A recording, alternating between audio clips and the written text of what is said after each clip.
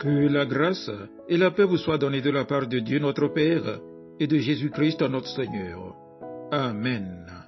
Le texte biblique retenu pour notre méditation de ce jeudi 20 février 2025 est tiré du livre de Genèse au chapitre 18, le verset 19. Le thème de ce jour est intitulé comme suit: Le Seigneur t'a choisi, instruis toute ta maisonnée. Prions. Seigneur, ta parole est esprit et vie. Conduis-nous par ta parole, afin qu'elle soit pour nous notre source d'inspiration de tous les jours. Amen. Genèse, chapitre 18, le verset 19. Car je l'ai choisi, afin qu'il ordonne à ses fils et à sa maison après lui de garder la voie de l'Éternel, en pratiquant la droiture et la justice, et qu'ainsi l'Éternel accomplisse en faveur d'Abraham les promesses qu'il lui a faites. Amen. Chers frères et sœurs en Jésus-Christ, dans Genèse chapitre 18, nous trouvons une claire articulation des desseins de Dieu pour Abraham. Ce verset nous dit: Abraham deviendra certainement une grande et puissante nation, et toutes les nations de la terre seront bénies au travers de lui. Nous découvrons le projet de Dieu de bénir Abraham, afin qu'il devienne source de bénédiction pour les nations. Mais quelle était la réponse que Dieu attendait de la part d'Abraham face à cette vision globale? Quel était l'appel spécifique d'Abraham?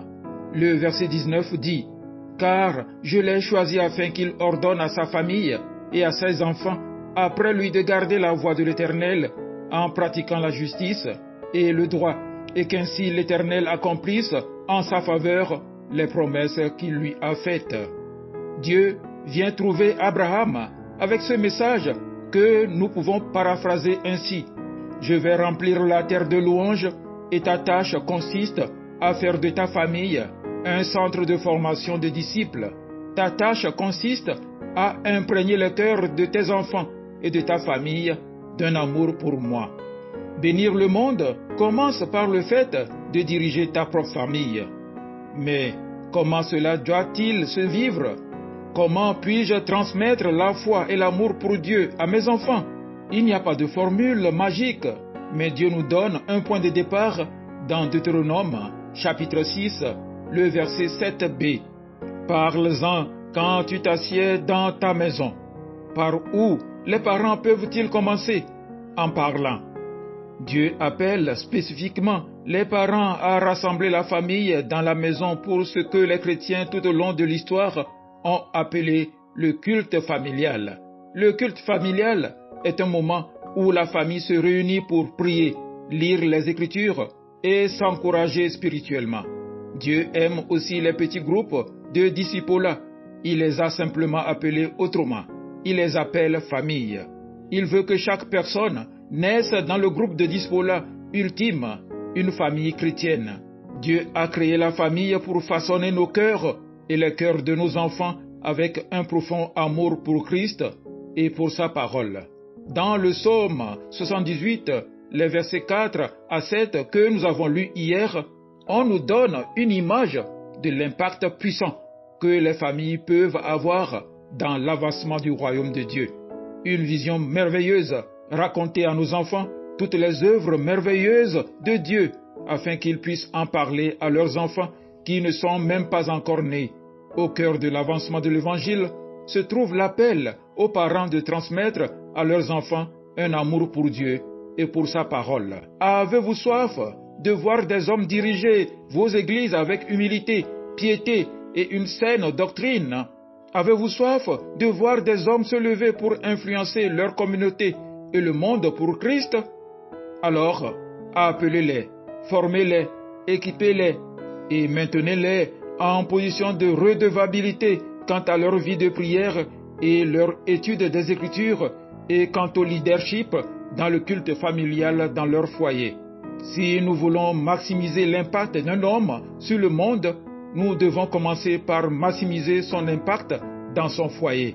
Le fait d'assumer ses responsabilités spirituelles dans sa famille constitue un prérequis pour les responsabilités spirituelles au sein d'une église locale. dans l'Église primitive, si un homme était père et qu'il souhaitait devenir pasteur ou ancien, il devait démontrer qu'il était berger de ses enfants avant d'être autorisé à être berger dans le troupeau plus large. Il faut qu'il dirige bien sa propre maison et qu'il tienne ses enfants dans la soumission et dans une parfaite honnêteté. Car si quelqu'un ne sait pas diriger sa propre maison, comment prendra-t-il soin de l'Église de Dieu? 1 Timothée, chapitre 3, les versets 4 à 5. Dieu répète ce principe encore plus fort dans Tite, chapitre 1, le verset 6, où nous trouvons d'autres qualifications pour les hommes qui chercheraient à devenir pasteurs ou anciens. Bien-aimés, il n'est pas surprenant que l'ennemi cible les relations familiales avec une telle férocité.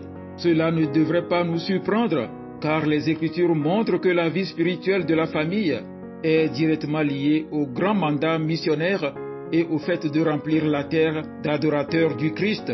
Si nous sommes réellement passionnés par l'avancement du royaume de Dieu, commençons par tourner nos cœurs vers nos foyers. Demandons à Dieu de nous aider à commencer notre ministère dans ce monde en faisant des disciples, des membres de notre propre famille. Que Dieu puisse être glorifié dans nos églises et dans nos foyers, afin qu'il puisse être adoré tout autour du monde, dans chaque cellule familiale et dans chaque langue, dans les générations à venir. Amen. Agréable journée à vous tous.